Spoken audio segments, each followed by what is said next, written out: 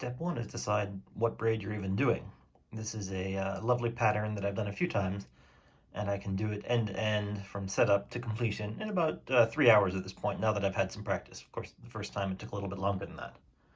Second is to choose your colors. Traditional Japanese kumihimo silk comes in a wide range of colors, but my stash is starting to get a little bit low. I think for this one, I'm going to settle on this pink and purple. So pink kind of diamonds and then purple border.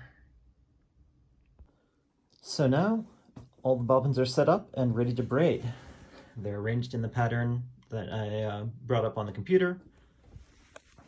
The counterweight bag is attached to the bottom, and the point of braiding is nicely hanging in the center of the mirror.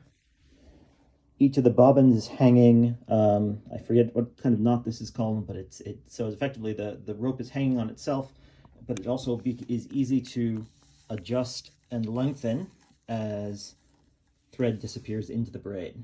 So now we're ready to get started. This braid is called Kowari Edo Yatsu. It's an 8-element braid, and it has 8 movements in its cycle. So, 1, 2, it repeats those moves for 3, 4, and then it goes the other way. 1, 2, 3, 4. And that's the braid. Now you just kind of keep going. 2, 3, 4, 1, 2, 3, 4. Now, one very important detail is that because everything is in equilibrium to start, I never actually pick up the bobbins, because now that breaks the tension, that breaks that equilibrium. So as I'm picking up, I'm always picking up kind of from underneath and letting the bobbins hang off my fingers as I move it around. And I do that to disrupt the equilibrium, disrupt that equilibrium tension as little as possible, and that helps the braid form on its own without distortion. Now, this braid also has a bit of a shortcut. There's a way to do it in 6 moves instead of 8, which speeds things up considerably. That's what I usually do.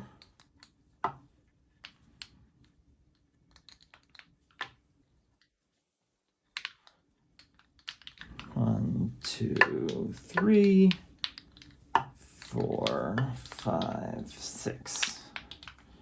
1, 2, 3, 4, 5, 6. And you can already see the braids starting to come out there from underneath. When the braid gets long enough that the counterweight hits the bottom, you can pop a chopstick in to hold it in place, remove the counterweight, and attach it back further up. And for a different angle, this is sped up a bit to save time, but now you can see the braid growing from underneath and how the point of the braid forms against that backlight.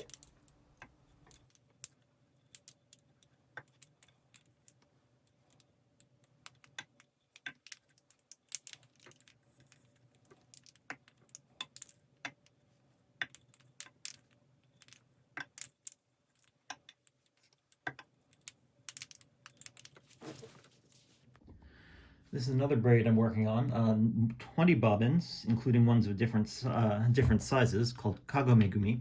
This is one I'm less familiar with, so my rate of braiding is a little slower. Also, I'm a little crowded by the desk here to get the camera angle.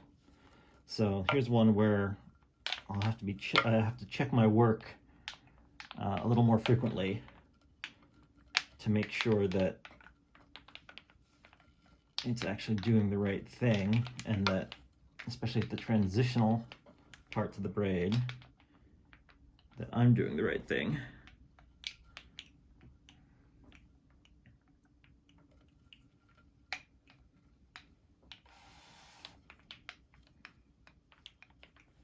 No, wait. Yeah, see there, no, wait, that's not right.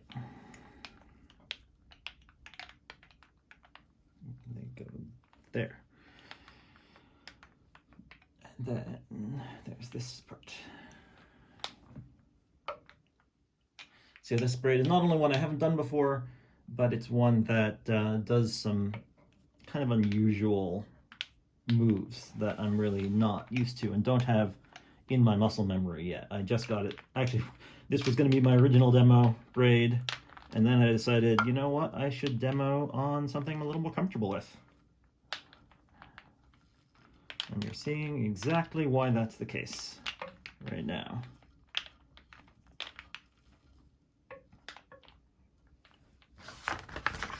But the braid makes a sort of a triangular lattice, or hexagonal lattice shape with brighter colored elements peeking through.